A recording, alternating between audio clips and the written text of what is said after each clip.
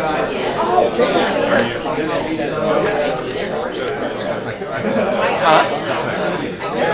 on. I want to make sure we get some photos. That way, just there's a camera right behind you. We're live streaming here. You're good.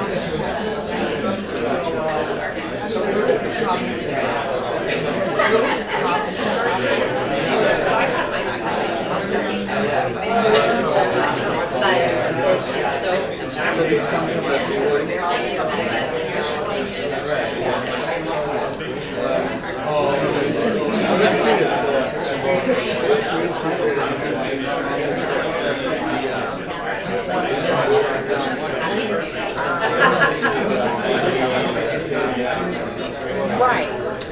But if you take her information, she could probably give you more information.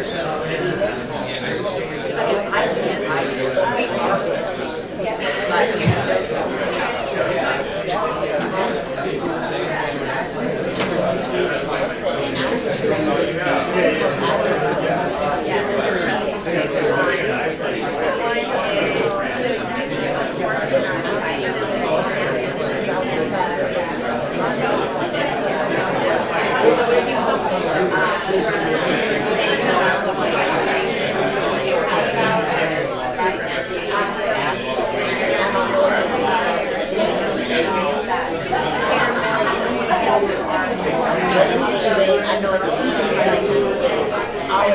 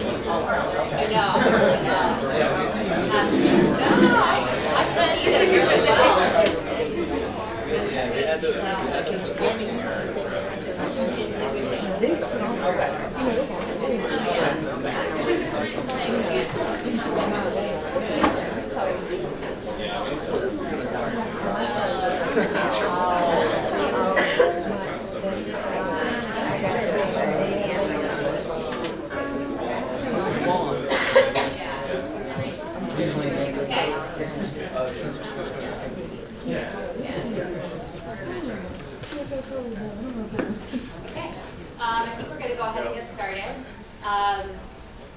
Welcome to event. My name is Trisha. I'm going to introduce myself and then allow each of these individuals to go down the line and just talk about who they are and what they do. I head up developer evangelism at Magic Leap. We are a spatial computing company working on building the future of everything, really. I do want to introduce the term. I know we're talking about data visualization in XR today. Is everybody familiar with the term XR? Maybe? Okay. I want to introduce that first because I think it's really important. So XR is really an umbrella term. What that means is it encompasses augmented reality, virtual reality, and mixed reality. You might also hear it called spatial computing because we like fancy names in this industry and we like to keep changing names. So today we'll talk about XR, which will encompass all of those things. So we'll start with Erin. Hi, I'm Erin Riley, and I am a professor and the founding director of innovation and entrepreneurship for Moody College of Communication here at UT. I'm also co-founder of Carpe Games, which is part of the accelerator here at Capital Factory, and we do mixed reality, augmented reality, and smart objects playing together. Hi everybody, I'm Wallen Wallace. I'm the co-founder and CEO of 3Data. We just launched the first kind of suite of enterprise tools for data visualization, communication, and meeting, all in XR. So I'm super excited to be here with some of the most brilliant minds in Austin about XR. Really have some cool conversations about data. Hi, I'm Frank Rowe. I'm the founder and CEO of a company called Propane. We specialize in machine vision tools and augmented reality. So everybody is talking about data visualization. We're obviously talking about data visualization today. Can you talk a little bit about what data visualization means to you and in your world, and also how it applies to XR? Okay. So I've been thinking about visualization for a really long time. I was part of a team at MIT back in 2006. That actually defined visualization as one of the new media literacies we all needed to acquire to be active participants in this media. And how we define visualization is that it's the ability to translate information to understand kind of the information that surrounds us in a physical place. And it's become a key way of how we cope with this information and be able to make sense of the data that surrounds us. So being able to shape it into storytelling. Yeah, I think with data visualization, I think Erin pretty much summed it up pretty well. A lot of people kind of see it as a very technical thing. Data visualization, you have to be kind of fluent in programming and be able to create graphs using all these different libraries. But it's more of a design of communication. I think communication is really the underlying premise of data visualization, is to communicate information as effectively as you can to another human. And I think we kind of lose scope of that sometimes, of trying to make it a very technical thing. I think it's much more of a design and communication problem when you look at some of the data visualization out there. Our company just finished a 2-year research project with Google doing mobile AR research. And one of the things we discovered with that is that there's people a lot of times look at augmented reality and data visualization as this one hammer trying to make everything a nail. And we realized that with the data visualization we were doing with them, there's a lot of times you don't want to use it. I think it's something that you want to try and use where it's effective. Because if you don't use it when it's not effective, then it just loses effect. It's just harder. And so you, Let's just take this one to 16 again. Your students are starting to adopt technology and interaction with Yeah, so being in the communication college, our students are more about learning how to read and write because we are through data visualization. So I help teach students about thinking about data through 4 themes: boundaries, layers, stories, and interfaces. And so when we think about data and boundaries, it's very much understanding the affordances of the technology. Film, television, comic books, augmented reality, they each have key characteristics to shape storytelling. And you need to really understand what those affordances are, because you can't just port over what we did with our mobile device directly into, say, an augmented reality experience. And then from a layer perspective, you're talking about big data sets, and they need to start interacting and talking with each other. So you can layer GIS, you can layer all the wearable data, any type of major data set. And what is the meaning of each of those so that you can start shaping the story in a way? And that's why the third theme is stories, right? How do you actually not just throw the data out there and really, but instead actually maybe make it invisible like what you're saying, and instead use other forms of communication that shapes it. And then in regards to, I said boundaries or interspaces, is I think about the quantified self and help students understand that now that we can track everything about ourselves, how does that shape the way we think about our social lives, the cultures we live in, and then kind of our health and wellness as well. Franken and Wayland, are you seeing the same type of adoption and understanding with consumers, or what are you doing to kind of help onboard them into this new medium? So from my perspective, and with 3Data, you know, we've created a suite of tools. We've really kind of identified a lot of the deficiencies in today's tools when you're looking at 2D. There's a lot of people who are still using Excel and PowerPoint, which were created in 1982 and 1987. It's still the #1 way that we communicate information in business and enterprise. Pretty much anyone who's trying to communicate to anyone uses PowerPoint. But with all the data that's being generated today, we have about 7.3 billion devices, IoT devices today. In 2020, we're looking at more than 50 that. There'll be more IoT devices than human beings on the planet.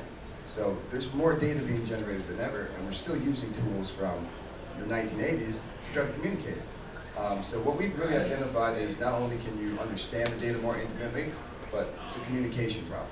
Now you can communicate real-time data in mixed reality, augmented reality, to put everything in context. And I think you touched on GIS and geospatial intelligence. Imagine being able to overlay these layers onto geography, and you can actually see this data in context, whether it's IoT or it's something like logistics and supply chain. Enterprises are really interested in kind of those use cases, at least that we've identified. And then cybersecurity, very complex network data that really is tough to understand in 2D, now becomes something where you can walk around, discover, explore, and see anomalies instantly using this technology. But the adoption has been a lot of kind of evangelizing on behalf of this, because everyone is still trying to figure out what headset is what and how to use it, and putting a computer on your face isn't the most intuitive thing. But we're really trying to, again, get more people involved with understanding that this is the next computing platform, and it's happening.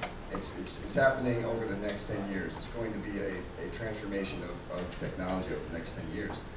So there's a lot of, again, education and evangelizing on the enterprise side, but there are some use cases for the technology, and I think really specifying that and really identifying the problems help people understand how to use it. I like the breadth of this panel because it's good to hear high level from you guys. So when we were doing our research with Google, this is before ARK and AR Core was out. So we really attacked it from a very low level, nuts and bolts type of thing, where lots of focus group testing. So for example, when you're holding your phone, this is also your controller as well. So 6 degrees of freedom with the controller. And what happened, we realized that, for example, you're trying to visualize something, and as you move to get around it, then you can move through your controller. The other things we were testing is that when you're doing for a tabletop, for example, if you turn on your camera and look at a tabletop, you only have like 2 feet to work with. And so we were trying to do, came up with shared augmented reality space at the same time too, and the problem was, if everyone's sitting around the table, there's not a lot of throw space, so your view frustum is very small. If you stand up, then it kind of breaks the fiction. And also with the focus group testing too, we found out that holding your phone like this for more than a minute or two gets tiresome. And so trying to figure out when you're displaying the data and interact with people with the data, understanding that no one's going to be sitting there for that long of a time to interact with the data. So then you want to go to head-mounted displays, but then the head-mounted displays right now are one are expensive and rare. And so it was that very kind of nuts and bolts thing, is that in theory it all makes perfect sense, but when you get to the practicality of it, that's when it starts breaking down. And so, yeah, that's something we realized, that there's a big difference between, for example, rendering Pikachu on top of a tabletop for 15 minutes or so versus trying to actually visualize your Excel data. And so there's a lot more focus group testing in there too. The other thing we found out too is interacting with the data. For example, if you're looking at it through the data, do you touch the screen or do you reach in to try and manipulate the data that way? Whole different story, and people trying to, varying people based on their age group actually found out will try and interact differently. So we had something we called gaze control versus point and everything else. So anyway, I don't want to go too far, but. No, I love this. I love what you're sharing, Frank, because the way we think about it from a communication perspective is we need to first educate people that mobile is an action, not an object. And that we can start putting the phone back in our pocket or putting it on to new screens and not the traditional 2-screen like PowerPoint, right? So one of the things we do, I do in my class at UT is I don't allow PowerPoint for any project. And the first thing students say is, what? How am I going to show you my final project? And I'm like, be creative and start thinking about a new screen or no screen at all to be able to shape and tell your stories. I think they both touched on something that's essential to the industry. Is we're trying to change the way that people have been using computers or interacting with objects for the past 50 years. So this is something that's really changing the way that people are starting to understand how to use computers and understand how to use, again, pencil and paper. It was always a flat surface that we used. But now we're starting to say, okay, let's extend this to a spatial object. How would you want to interact with that? And most of the problems that we're facing in the industry aren't even the hardware problems that are, it's big, it's expensive, and it's new. It's design problems. Now we have to think of how we can kind of influence these students, these enterprises to now think in 3D. You have to kind of reimagine everything that you've been doing in 2 dimensions of writing different algorithms on paper or typing into an Excel spreadsheet. Now to, okay, I have something in front of me. How would I want to interact with it if I can interact with it in any way possible? But it's a new kind of paradigm shift of thinking about interaction with 3D objects, and it's an interesting place to be because I think we're all exploring this together. There's no standards. You can't just Google problems and say, okay, this is the right way to do it. You have to get that user feedback, and you have to try new things. Yeah, when I wrote a book in 2012 called Reading in a Participatory Culture, which was literally going from pencil in hand to mouse in hand, and now with Magic Leap and with other things we can actually say gesture is our new, this is the new reading and writing. It's exciting. It's exciting to be able to start making our space, our physical space and spatial computing is the new paper. Yeah, it's interesting because so at Magic Leap we talk about this concept of the Magicverse and layers. We talk about unscreening the world, and what that refers to is if you think about the role that digital plays in your life. So you're carrying around your phone all day, you're on your computer. We are connected at all times. It's how we're interacting. It's how we're being productive. It's how we're accomplishing tasks. We're staying connected. And so with that, does it really make sense for it to live here, or on a computer screen, or does it make more sense for us to really begin to truly blend the digital with our physical world? On our device, we have a reality button. So at any point, because our device does, it is spatial computing, and we are mapping the world around us. We're recognizing your environment, and we're interacting with it. And so it is truly a seamless blend of digital and physical interacting together in the world around you. And so at any point, if you do want to disconnect, you can use the reality button to disconnect. But it's a concept that, that really, Magic Leap, other industries, thought leaders and creators are really starting to explore is where are we at right now, especially with hardware, and then where are we going? And so that kind of brings me to my next question is, we talked a lot about hardware, about phones, about headsets, also the barrier to entry, being the cost of headsets. A Magic Leap 1 creator edition right now costs $2,300. It is a computer. So I know, for us, we're working to figure out how we bring that into the community through community hubs, how we increase access.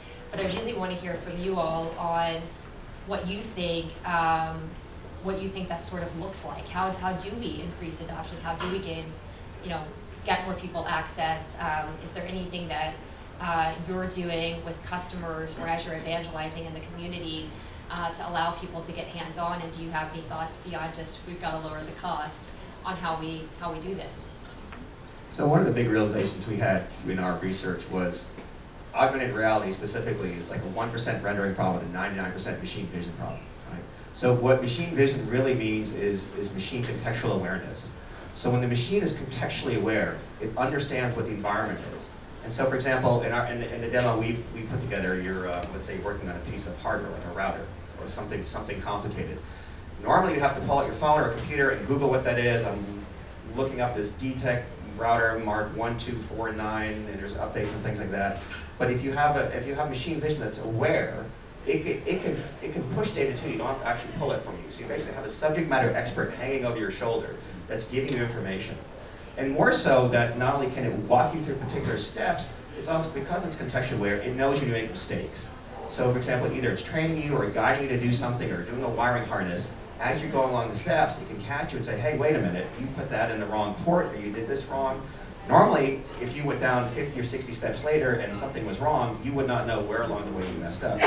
So I think really contextual awareness of the computer means we're calling it assistive reality, but it's really augmented human intelligence. So now you may not have any idea of how to work with this particular piece of hardware or whoever you're interacting with, but because you have this system that's injecting information into it, you're a lot smarter now and you can perform more tasks. And so I think having those basically increased superhuman abilities because of that, and literally when you use it, it feels that way, it's going to be compelling to use it, and you'll start putting on the goofy glasses or putting on the headsets or things like that because it's going to give you such a more competitive advantage. So I think people, once they are able to use this and how it improves their job performance, they're definitely going to start working with Magic Leap and all the other systems out there because you can't compete if you don't have it. So I think about it more from a consumer perspective in that when we started developing Carpe games, our #1 goal was to get families up, active, and playing together. So I wanted to create something intergenerational so that, and building off of Pokemon Go, I was pretty fortunate to be able to actually be doing a cross-country America trip when Pokemon Go came up. And it was literally like our family road trip all of a sudden became a research study where I would go and literally watch everyone playing Pokemon Go and seeing how they interacted with each other. And what I hated about Pokemon Go is we all were they kept on saying it was social, but we were all staring at our phones, right? And I wanted to put the phone down and get people interacting personally together. So with Carpe, we started saying you need to actually combine augmented reality with Internet of Things. And instead of AR being the first thing you use to get the mainstream to start using it, you should actually use smart objects and get them physically hitting things with smart objects, and AR becomes the secondary thing. So you don't even need to wear a headset with ours, because we combined in our first game, which we call Squirrel Smash. It's a large-scale whack-a-mole meets Simon Says, where Simon Says portion is more the AR. Someone can see something before you, and you're whacking with a smart hammer and trying to hit your genetically modified mutant squirrels. And the interesting thing about that is we built upon 3 things. 1, Location-based experiences right now is a $3 trillion business.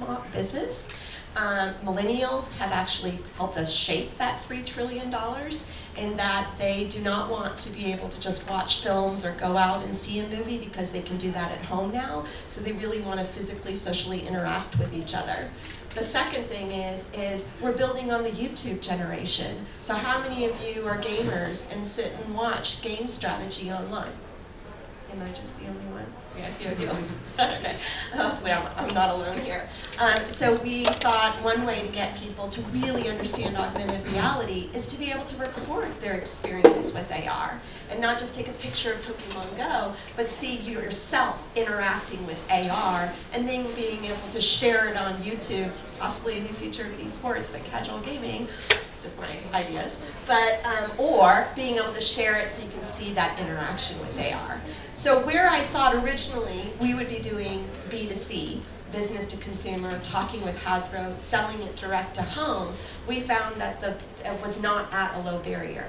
If you start looking at arcades, shopping malls, these are places where families and people are still going out, and we can begin to slowly get them to adopt it for a larger scale. Yeah, from my perspective, I think we've all kind of found our ways of trying to democratize this and make it something that's easily accessible. My co-founder and I started our company back in 2015. So we didn't know how early we are, but we were pretty damn early, and we still are, which is crazy. But when we started the company, we built out a virtual reality data visualization software, and it was called DataVis VR. And we put it on the major kind of game stores, Steam and Oculus, to see if anybody wanted this. And immediately, we got contacted by some major enterprises who were really interested. We started to kind of see the pattern of, it was data scientists mostly who wanted to use this for big data analysis. So we actually went on-prem to this massive enterprises, a couple of, probably a team of 3 at the time, kids wearing suits, saying, hey, put on these glasses. And I tell this story all the time, but as soon as we got to the director, he said, I'm not touching that effing thing. And we both kind of looked at each other, so how are we going to show you a demo? But it was kind of the aha moment we had when it was, this can't just be virtual reality because there's not enough adoption. And that is kind of what made us pivot to the web. We're one of the only web XR companies out there. So that allows us to really start to work on any device. It's not just augmented reality or virtual reality.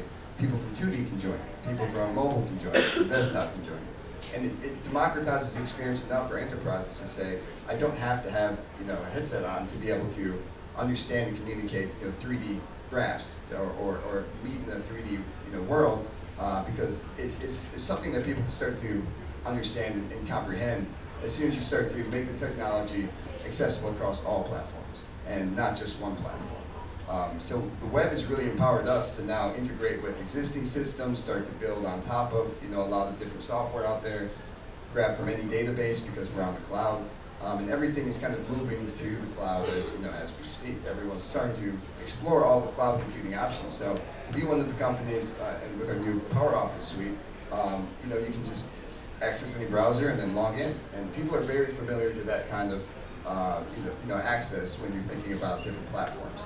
So we've really kind of taken that model as a software as a service, platform as a service, to just be able to be on the web and say, just open up whatever browser you use, log in, and if you have a VR headset, you can jump in VR. If you have AR, you can jump in AR. If you're in 2D, you can also interact, and you can also be part of the experience. So it really democratized a lot of our sales pitches because now everyone's involved. It's not just one single person, it's the entire company is involved now. Yeah, I love that you mentioned WebXR and cross-platform because, I will say that, every company in this industry is working on cross-platform. So, even if we've got headsets or we've got a phone, it's how do we make it accessible to all? Just like phones, we know that not everybody is going to use the same hardware. And so how do we make data visualization or other applications available across platforms the same way that you see with web and mobile? Waylon, you talked about, you mentioned the cloud, and so I want to bring up a phrase that everybody is talking about. It does have some different names, but the AR cloud. Can you share a little bit about the AR cloud? And Aaron and Frank would love to hear your thoughts. What it is and what it means. Yeah, it's it's something that I'm personally very interested in because I think it's really what's next. I think you guys have a great way of painting the picture with the Magicverse and layers, but if you start to think of overlaying, virtual augmented objects onto the real world, right? What would that take? You have to be able to capture the actual physical environment, which is capturing the mesh. And it's starting to coin the term the world mesh. There's a lot of companies who have this data, and they're starting to be able just to keep persistent objects onto a physical location. So imagine advertisements being able to be placed on sides of buildings, all in the AR cloud. Or you can start to have persistent objects that you leave, and they're there for everyone else to see. It's this new kind of concept of how do we capture this world mesh and start to overlay objects onto it. And it's all being stored and computed mostly on the cloud. So the AR cloud term, is something I think people are going to start hearing a lot more in the next coming years because it's going to happen pretty quickly. We saw what Pokemon Go did, and that's like the best AR analogy we can always go to. It's Pokemon Go, everyone knows that. But it was more the concept, having actual virtual objects that you can try to capture. And you see hundreds and hundreds of people going to parks to capture virtual objects. I have friends who went out in the rain to go capture, a Pokemon. And it's something that is going to be more and more prevalent in our everyday life for all these different use cases. And to kind of think of it as layers on top of the physical world, I think you guys have painted the concept of the Magicverse very well. We have an entire blog post about it. I will share it if you're interested in reading it. But Frank, Aaron would love to hear your thoughts as well. So yeah, I mean the problem with AR in the world is persistence. And so specifically persistence is in positioning. So we have GPS, the global positioning system, which gets down to about a meter or so accuracy. Google's come up with something called visual positioning system where it's using visual data for positioning you. But the problem is when things start drifting and drifting off, and if you can't trust the positioning, then it becomes unreliable and then you ignore it. So this is definitely going to be a hard, we need the phone manufacturers to solve this problem. I know both Apple and Google are working on it to put it into hardware, but until that gets solved, then it's going to be sort of a single usage of the data, unless it doesn't require that accurate positioning. So it's something we're arguing with too. So when we were doing our AR research, we realized it was a machine vision problem. We ended up going down this rabbit hole of building up this ginormous robotic platform.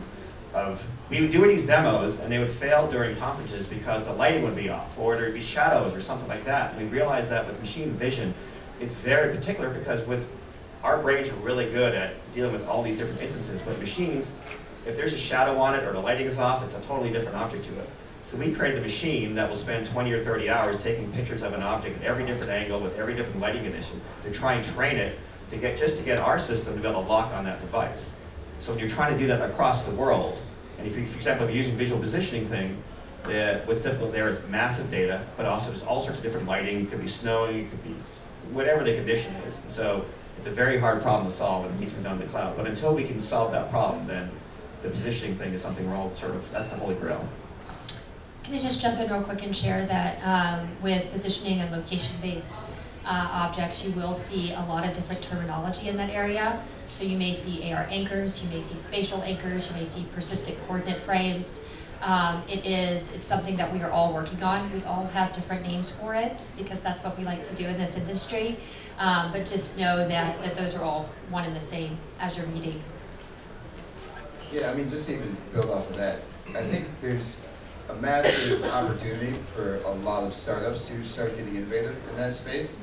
It's a very small window, but it's a problem of persistence. If things start to be able to be placed somewhere, and they'll be there for as long as you can host it in the cloud, it's an opportunity where you can start to build these layers before anyone else. So if you have a layer in mind, in us it would be the data visualization layer, being able to see real-time data feeds on top of the physical world. So I can start to identify any sort of data on top of a city, and that's all being pumped in real time. And I can start to do that by layering it on top of the physical world. But the persistence problem is something that all these major companies are working on, whether it's Microsoft or Magic Leap. I think Frank has a very interesting approach to it because that computer vision is half the problem. being able to identify the physical world and then capture the coordinates and the position so that you know things, no matter if they change or if a chair moves, how that affects, the experience, the reality that you're trying to communicate and portray. It's a very interesting topic if you start to really think about, people who are going to be capturing everyone's mesh and overlaying virtual objects onto them. Yeah, not to be the devil's advocate of this whole thing, but thinking about the AR cloud, there's a lot of concerns we should be paying attention to while we think about persistence and while we think about any of these objects being in our public spaces. So the biggest issue is privacy, and I don't feel like we've actually really hit that turning point where mainstream really understands the value they've given up to corporations. And what I liked about LeapCon, I thought it made me a believer, because I came in as a skeptic, as any academic would. But what I liked when I went to LeapCon is that they were really thinking about blockchain. And blockchain to me is something we were thinking about at MIT 10 years ago when I was working with the Berkman Center on copyright and thinking about ownership and authorship. And we were like, why can't we just have metadata like following you around everywhere? And now with the blockchain, it actually can. So I think those will go hand in hand. I think that we need to have a deeper understanding of ownership and authorship and who owns all that data, especially if we want that data to start working with each other. And I'll give you just one example of this from autonomous vehicles. I've been asked to do a lot of experience design and thinking in autonomous vehicles, and often you just think about the car manufacturers, then you think about the people who have the speakers, then you think about people who put the seats in, then you think about all the different information that's going to be passing by us that we could create those experiences, whether it's gaming or learning as we move across the city. All of those have different owners, and then how are they going to work together changes the way we think about the legal system too. So we're in the Wild West right now, just like we thought about the Wild West 10 years ago with like the rise of digital media. Same thing, we're back at the same place. We can learn from history as to how some of these things have been shaped in order for the general public to really be bought in and feel like we're not being taken advantage of. Erin, you said something about how do all of these things work together, and it makes me think about IoT. And our homes are very quickly becoming smart homes, our devices are smart devices, everything is connected. We share a little bit about your thoughts on how XR will impact IoT and how the two will work together. That's a big question. Well, I definitely think, I actually think you're already seeing it in some of the storytelling experiences. And I call it the suitcase of acronyms, because, right, they all in the end will converge. AR, IoT, AI, you name it. And one of the best experiences I've seen, have you seen Wolves in the Wall? No? Anyone seen Wolves in the Wall that Fable put out? It came out of Oculus Story, and it's this character, Lucy, and she is an AI character. And whenever I play, you never want me to test your work, because when I test it, I try breaking it and seeing how far I can push it. And with Lucy, I just laid down on the ground just to see if she would even notice I was there, And it was freaky because she literally, this AI character came and looked down at me and started talking to me as like, oh, are we gonna like take a nap now? Like, what's going on? And I was like, oh, that's creepy!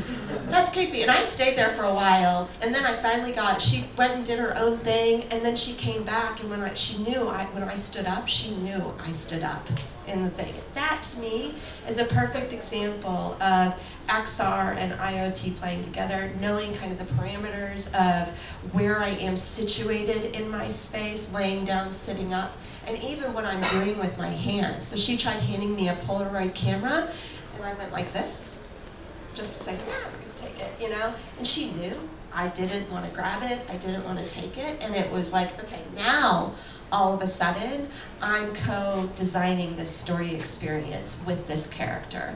And this character really is treating me like a character too, and not just a passive experience. Frank, William, you have any thoughts on IoT and XR? That's interesting. This is all a game of lenses for us in perspective, because we're not coming at it from the consumer goods world, we're coming at it from enterprise and the military world. And so for us, we can't wait for Internet of Things. For example, we've been talking about oil and gas companies, and the oil platforms are so highly regulated, they can't instrument and put Internet of Things on a lot of the gauges because it hasn't been approved. It'll take years to get approved. So all they can do is a lot of times put an approved camera in a corner, and that's why we have to use machine vision to be able to. We wish we could use the Internet of Things to be able to read gauges and read valve settings and things like that. But all we can do right now is just read through an analog camera, figure out what the settings are. And so, yeah, I mean, I think for us it can't happen fast enough, just because our tagline is you can't trust what you can't measure. And so in an enterprise world like oil and gas, or in a military setting when you're in theater, I mean, false positives can be catastrophic and also deadly. So we're forced to kind of use a machine vision approach until we can get more in-depth Internet of Things that's more trustworthy, and then kind of build that mesh network from that. Yeah, I think for Frank and I, we do have a different lens compared to consumers with IoT. IoT for us is one of the best use cases for trying to visualize a massive amount of data. If you start to think about smart devices, right? If I could start to use augmented reality to start to see how everything's performing, or if there's a deficiency in something on a robotic line, I can now start to look at my entire network instead of having to look at readouts of every individual device and try to understand that one by one. To be able to have that power to really start to look at IoT devices and visualize that information in real time is something that really applies to pretty much anyone who has any autonomy, any sort of devices that they're trying to sell in the market, because there's no way of really doing that other than trying to look at it, one, in context, and two, in real time. So to be able to just pull that information, being cloud-based, has been a huge opportunity for us. So we are really excited how IoT is starting to blow up. Like I said, 20 billion devices in the next couple of years. Because now that it's more and more data that people are trying to understand and visualize as far as these enterprises go, and especially with the military, they have so many different devices that they're trying to track and get accurate coordinates, overlaid on lat long. But now we can put everything in context, so you can start to see logistics, shipments. You can start to kind of imagine where this starts to go if you can start to overlay this onto a geospatial intelligence situation. Just to add about the home, the Intel has an innovation space, and they actually did a future think of it, of being able to put, imagine if your child was diabetic and your home was smart enough that it actually knew what food it was taking down and eating, and tracking not just kind of through its original device. It actually knew if the child went outside. I mean, really kind of creepy at the same time, but at the same time, it's like if you can actually follow a day in the life of your child or your just family cohort, where everyone is and how it can happen. It can also support and help the parents throughout the day. Wow, that's pretty wild. Okay, so I think we talked about IoT. I know we talked about the AR cloud. We have 5G technology coming right up. To wrap up, I'm curious, where do you see us in the next 5 years? What do you think the landscape is going to look like, both for technologists and consumers and enterprise? I think all our hope is head-mounted displays, because the problem, as I pointed out earlier, is that when you're doing it through a mobile device, it's just awkward, and so you're going to use this visualization a lot less, just because it just doesn't fit in. You have one hand tied behind your back all the time. So I think once we get head-mounted displays, at the end of the Google project, they handed everyone a battery charger and an oven mitt, just because, as an AR starter kit. Because what we found is that with the phones too, on your device, the things overheat and they run out of battery in 20 minutes. So that was also the big barrier to entry too. So I think if we get head-mounted displays and we get, we solve the battery problem, because there's a lot of processing to go through the cameras in terms of interpreting the actual real world too. So I think once we solve that problem, I think it's going to explode. But if it's going to be regulated to a mobile device, then it's and glasses that are paired with them. Yeah, and what Apple's coming to do, and what you guys have done too, I think that's the smart way to go, right? Because you don't want to have all that all around your head. So I think if you bifurcate that, I think for example, I'm pretty sure Apple's going to follow the same path they did with their watch, where all the processing is done in your phone, and then this is just a remote display. I think when you get the glasses, it'll be the same thing. The one concern is that for most head-mounted displays, it's a 2D overlay. So it's putting like a screen in front of your eye and showing you in 2D what's going on. It's not actually doing 3D interpretation and 3D projection. I think once we get 3D so you can have depth, I think that's going to revolutionize it. But anything's a start. I think once we get used to having that data there, I think then the next trick's going to be figuring out there's going to be a cacophony of data and figuring out how to do real-time filtering so we only get the, it's annoying when you don't want it and really appreciate it when you do want it. Now, figuring out how to have it read our minds, know when we want it and when we don't, will be the trick. But yeah, I mean, I think once we start solving that problem, then we're not going to go back. Yeah, I've seen the contact lenses, so I can see also not even having glasses. Have any of you guys played Hado that came out of Japan? Do you guys know this game? Did you play it? When I went and played it, it was here in Austin a few weeks ago, and it had the close 2D display in the glasses, but also you were throwing 3D, so you could like see your ball. It was a dodgeball type game. I found it hard to switch between the two, so I think there'll definitely need to be some research on what it's doing for our vision and how quickly can something move when you're moving as well in regards to vision switching between nearsighted and farsightedness. That's what I walked away with. I think the contact lenses might be more interesting because you won't have this, no matter whoever has glasses knows, you always can see a little bit better when you take off your glasses and read. And so will contact lenses be better? And then everyone has to go and do LASIK, which I'm really looking into because I'm such a glasses freak, right? So those are things that I think about. I think that for the future, we need to think about the social and cultural ramifications of all of this and make sure that, I always say to every engineer, make sure you have a humanist at the center of development, someone who really understands experiences and consumers, and have us talk in context of making sure we make the best feature. Yeah, I mean, I think if you combine everything that we've talked about and look at the next 5 years, everyone kind of thinks we're so far out from IoT being in everyone's home, AR being something that people are willing to put on, AI being smart enough to make decisions and have conversations, and 5G, which is going to increase bandwidth across the board. If you start to look at all these different trends, we're not that far away. So in the next 5 years, it won't be strange to see somebody with an HMD, hopefully, doing their daily work. Or if you see somebody playing a game and they have an HMD on, it won't be abnormal. It'll be something that's just part of society, and we've been kind of used to that. We started with large computers that enterprises were buying because they were massive. But everything gets smaller, everything gets cheaper, everything gets faster. We have supercomputers in our pockets that we use every day, 24/7. And it's this next step of being able to say, okay, we're finally at the point where these are form-fitting. They are connected to a 5G network or the internet.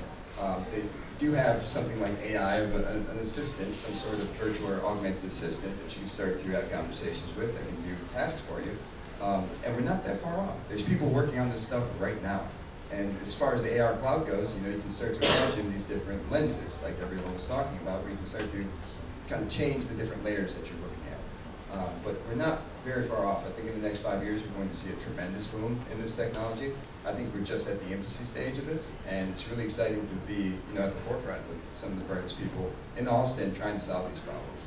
Yeah, it's interesting. Frank, you mentioned when devices are able to read our minds, and I know there are companies working on neural interface APIs right now, but even as it stands, and I can certainly speak for the Magic Leap 1, we do have access to data, or you can access data as an application that does allow you to understand the user and sort of empathize. And so with that, we've got eye gaze and eye tracking, and so we can understand not only where a user's head is, so where I'm positioned, but also where my eyes are focused, right down to the very center of my eye.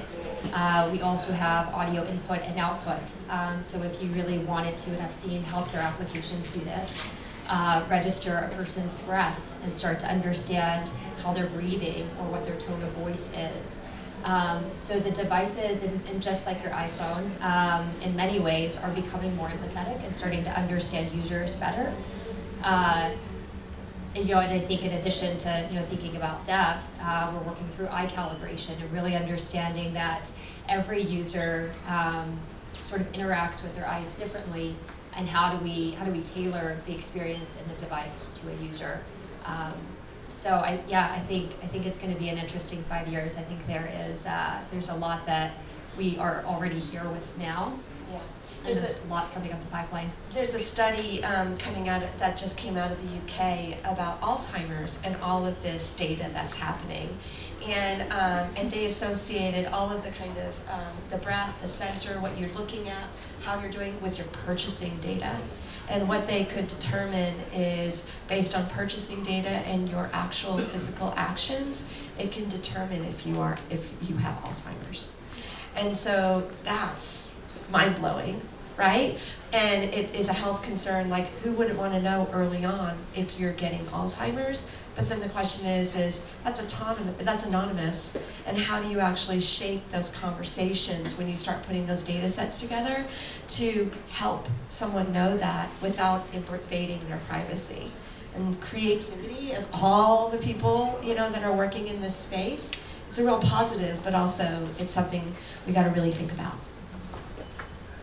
It's interesting that I never wore a watch before until the Apple IV watch came out, and because of all the health metrics on it. And I know Apple started realizing that they're focusing on the health metrics as well. I've heard of the new AirPods, they're going to start actually doing health metrics in the ears too for testing what metrics. But so they're sort of creating this sort of personal network mesh around you. So I think if they have the eyes and then the ears, the audio, but also the readouts, and then also with the wrist, it's going to be, then they can all collate all that data and sort of start making even smarter decisions. Both my parents had, my dad had Alzheimer's, my mom had dementia, and I'm hoping too with the glasses that we do need that augmented intelligence. So for helping you remind things, making you aware of contextual awareness, having you recognize faces, I think it's definitely going to improve all our lives. And I'm terrible with names and faces too, so I'm already now would love to have somebody that's reminding me of this type of stuff. And I think that, but once I get that advantage, then you're gonna, again, it's like the performance-enhancing drugs for athletes. If people start having this sort of intelligence, then it's going to start building itself. So I mean, Apple has said that one of their the top 3 initiatives is augmented reality, and so it's just it is coming, and it's going to get forced, just like it took them 4 iterations on the watch before it hit big. I think the same thing's going to happen with glasses.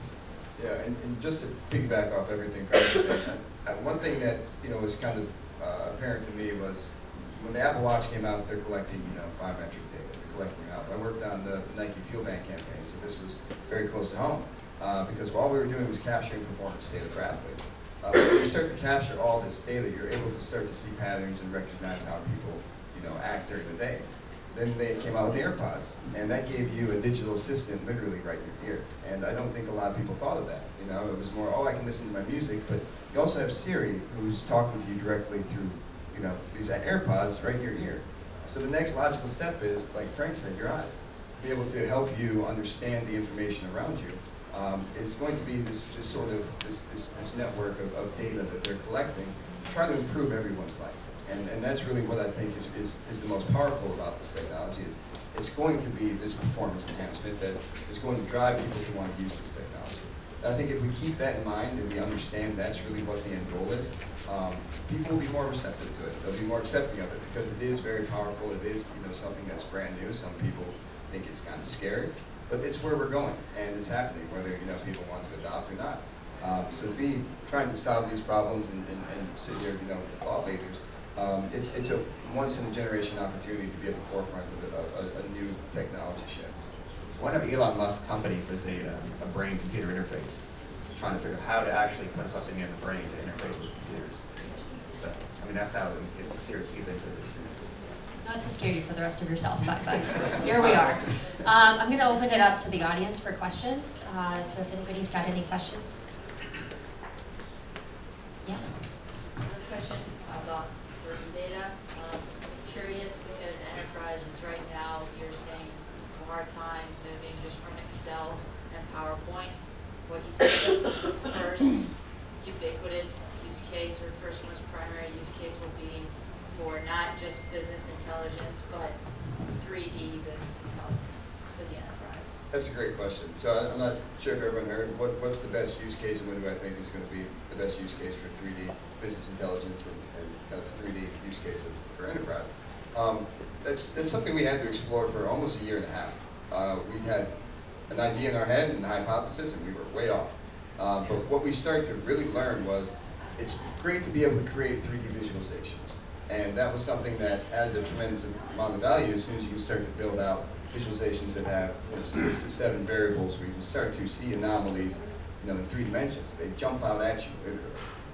But the problem was when we had everybody in headsets, the only way to communicate that was to put another person in the headset. So the communication was really what we found to be the most impactful for every organization, is communicating complex data. Not even building these graphs and visualizations, and that's all we set out to do. So we really focused on how can we make it pretty much drag and drop in augmented and virtual reality for people to create complex visualizations and then drag them into slides and present them. So it's very similar concept of PowerPoint, but now it's completely interactive, it's animated, it's dynamic, you can change everything on the fly. And that's really where we got the most traction, was with IoT, cybersecurity, logistics, to really look at that complex data and then try to simplify it by building out really easy to use, intuitive interfaces. But it's the presentation and the communication is really where we found our niche with a lot of these large enterprises. And people are willing to put on this headset, if you're able to enable them to be face-to-face for meetings or any sort of interaction where you're trying to communicate with people. So go ahead and run this microphone back for questions. Yeah, that's great. So as a fellow educator, I also teach UX principles up at SMU in Dallas. So I have a question for you. As far as integrating that into the curriculum and kind of getting students to think creatively about using user experience, multidimensional design systems, how are you going about doing some of those activities to basically engage them and have them start to think critically about spatial systems? Well, good question. I'm new to Austin, and actually we're just launching Texas Immersive at UT's Moody College, and I'm starting them with really talking and helping them understand human-computer interaction and design theory.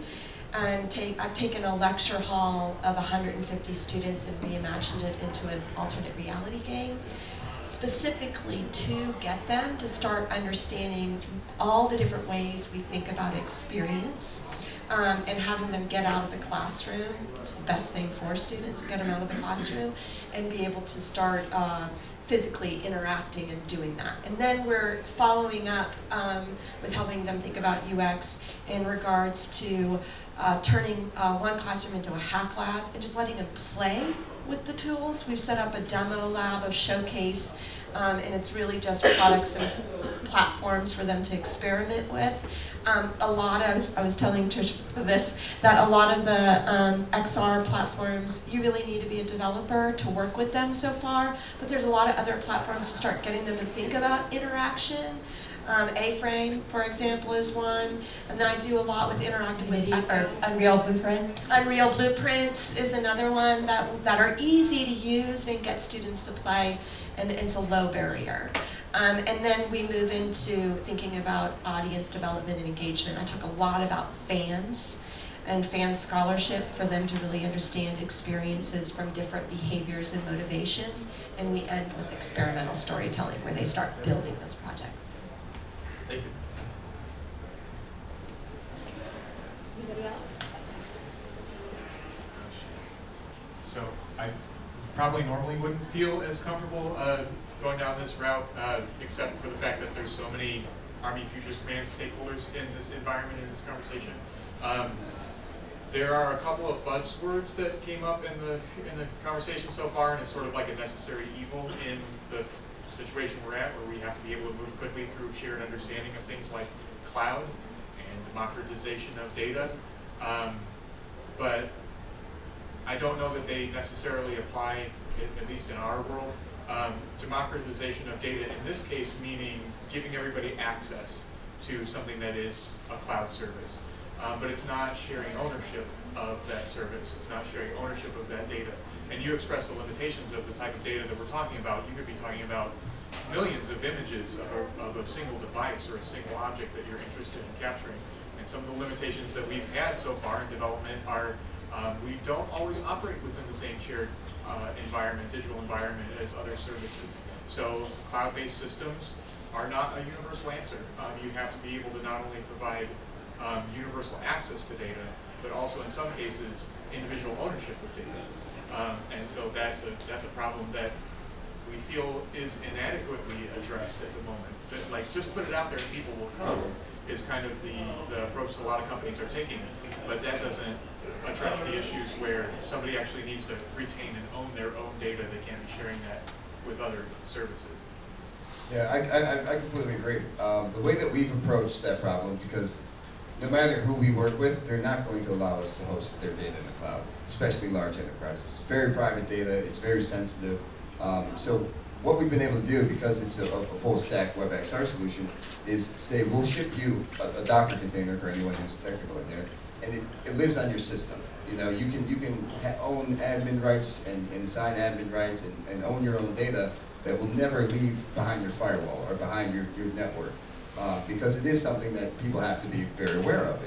There's a lot of sensitive private data in oil and gas. I mean, you can't get any of this data for free. It's what they have as their competitive advantage. And I know with the Army, all that is very sensitive, and it's very much, you know, an ownership thing. We can't let this data, this very sensitive data, leave any premises that we have. So the way that we've approached that is by building this on the web. We can also condense this down to something that lives on any system. And that's really what we've had to do with a lot of large enterprises, and imagine we'd have to do with something like the Army. That puts the individual ownership of doing all the work of capturing all that image data for all these devices on the industry that's doing that work. Because you can't now have a single source where you would go to say, I want to get this particular widget on the system. There is no real system for you to interface with. You're going to have to capture all that data regarding that widget yourself if you want a local solution.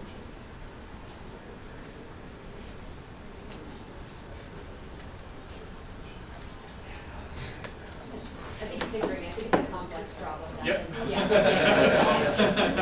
We can dress up right now. We got a lot of people here. Right. Anybody else?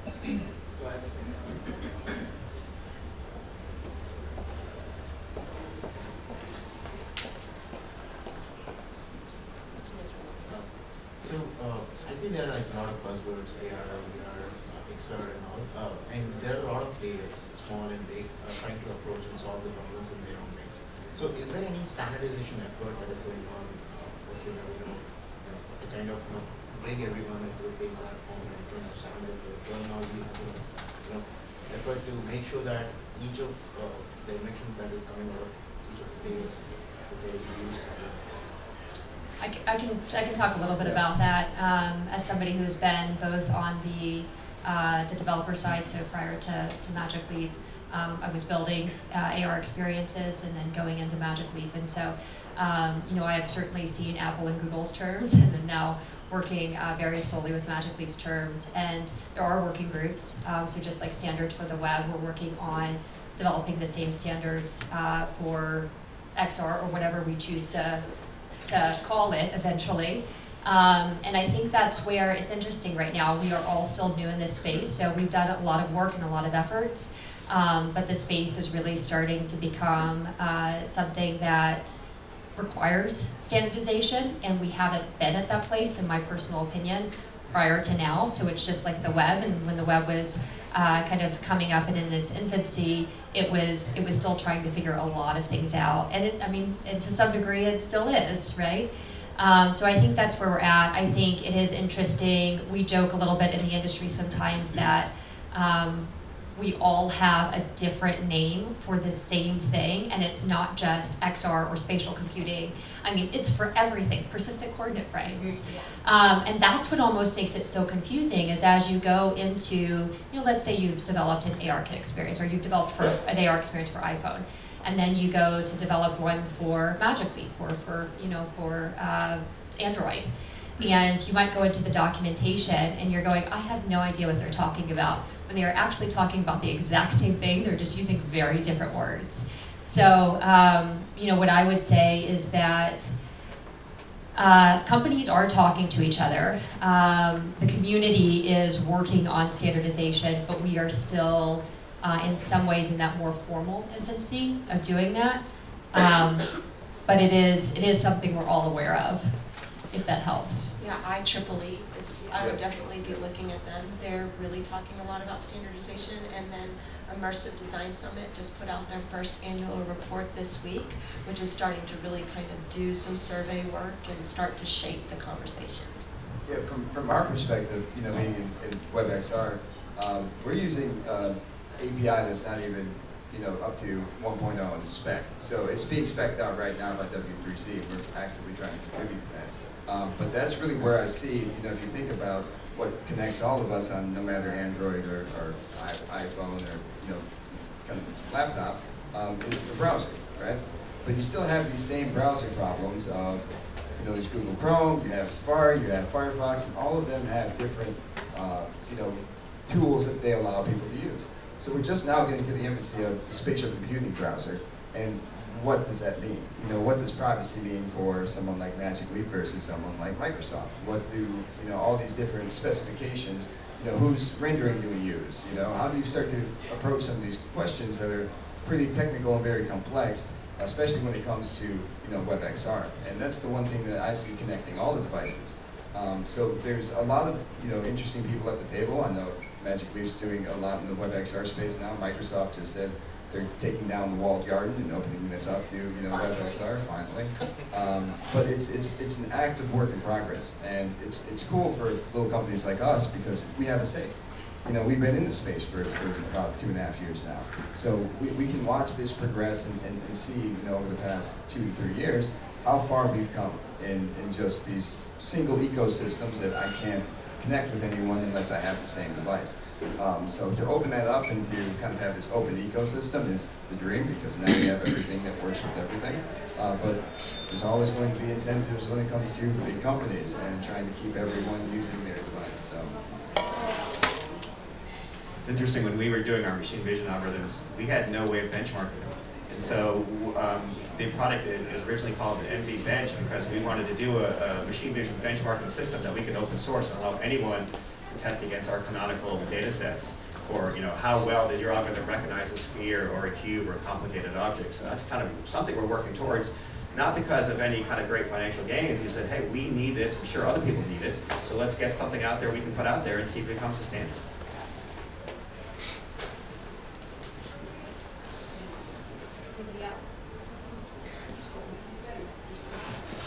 We'll wrap it up. I know I will. I imagine everybody else will be here hanging out for a little bit. If you have any questions, I will do a shameless plug that I do have my device with me. I carry it with me everywhere. So if anybody is interested in just kind of getting a little bit more hands-on and seeing the Magic Leap 1 or spatial computing, I'm happy to demo it. Thank you. Thanks for coming.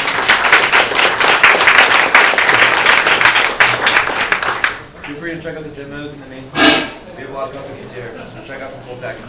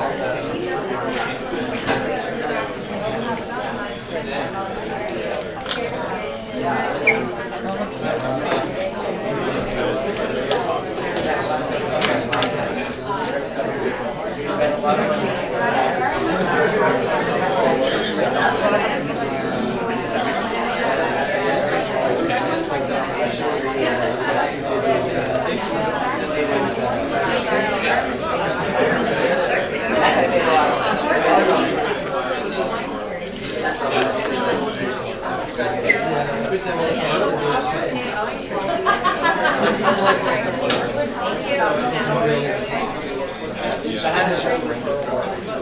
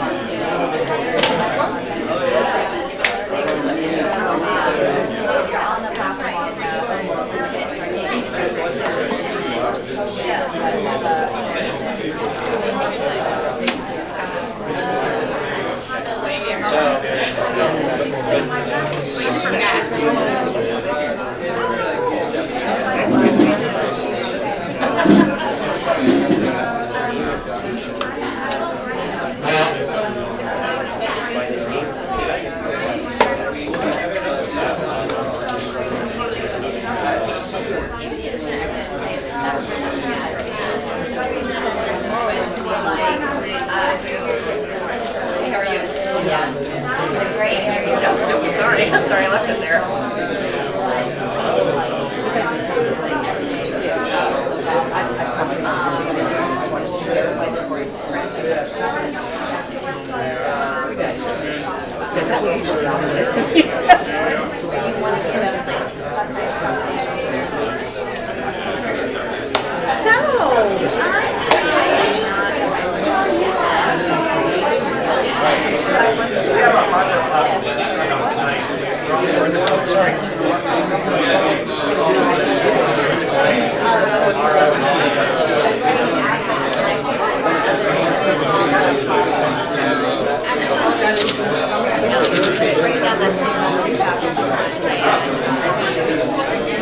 Oh yeah, brand.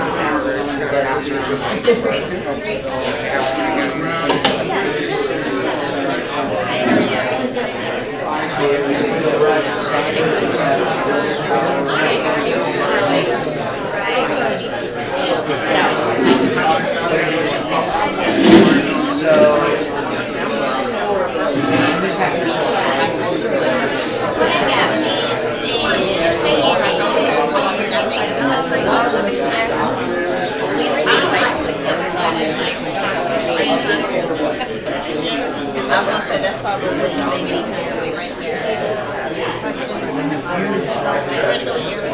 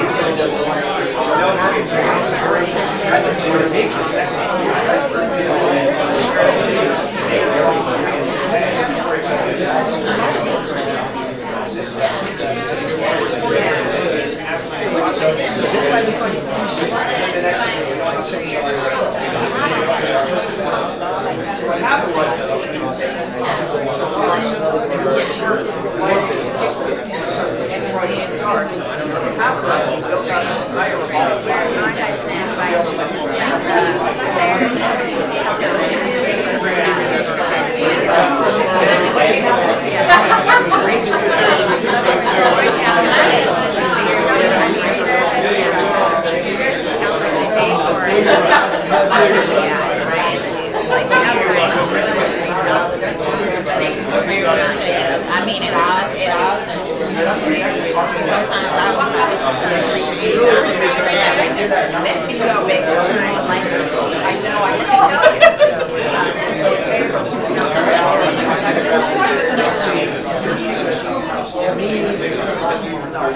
My personal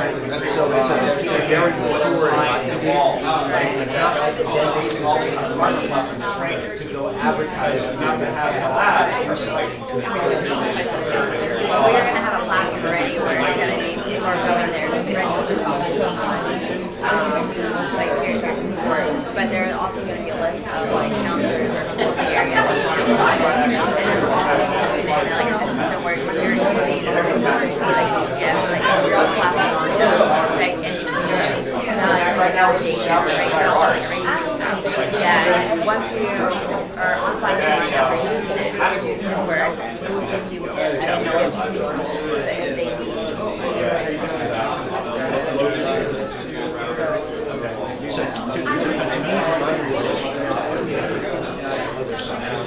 That's just my view. In other words,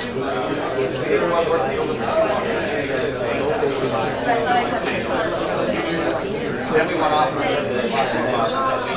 how do you contact people? Just press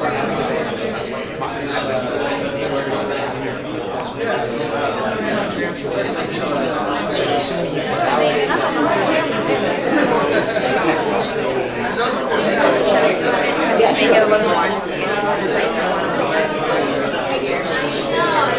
right now but I think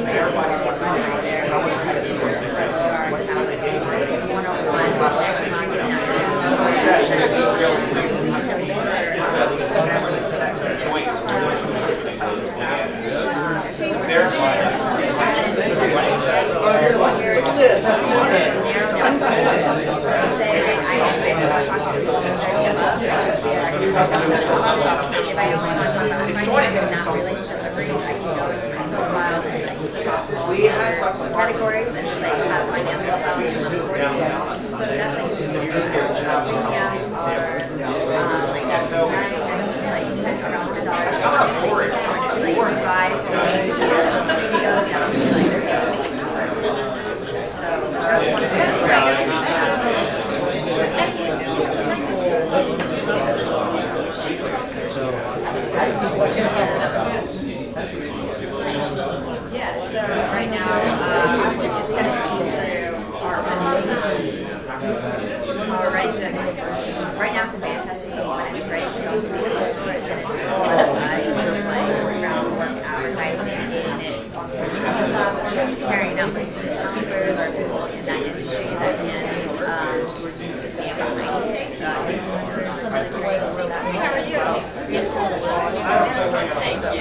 anybody that joined the event so far have like anybody like that. Oh, did you?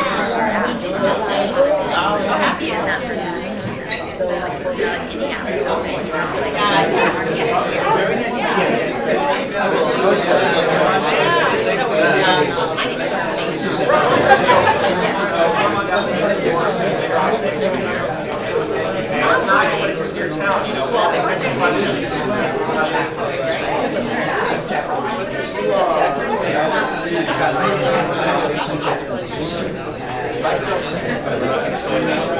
Yeah, that's what I did too.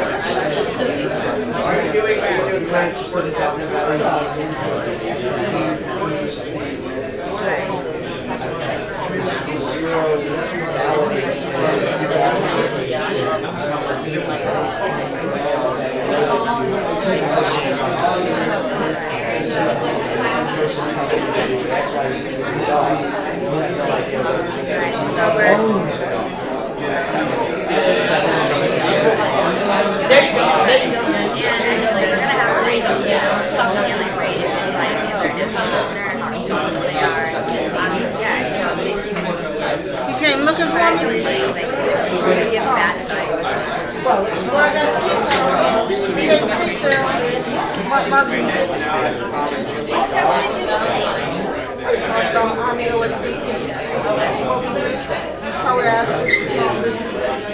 I first let them talk so I can hear a little bit about what they do. I was trying to introduce an AI that they had one for the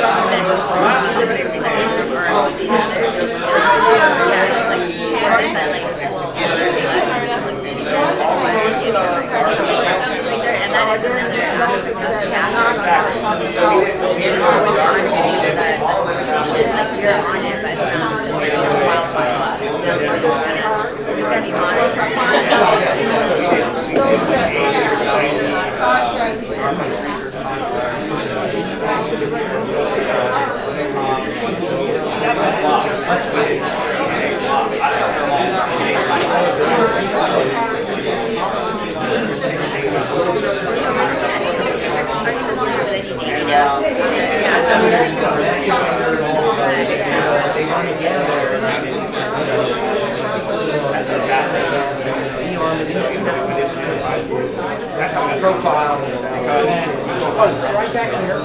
Oh, that's what I signed up for. I'm gonna go do that right now. I'm gonna go grab my thing. So I can go to the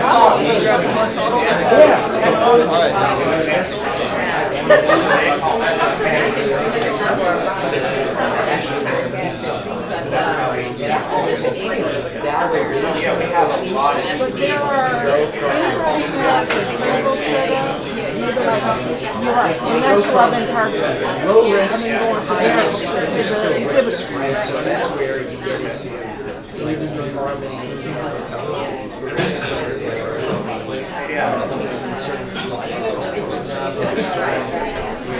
The other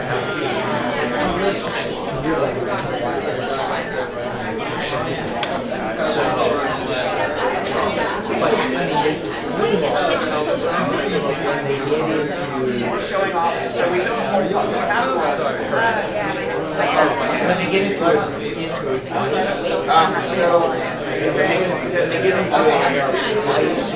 we're AR experts.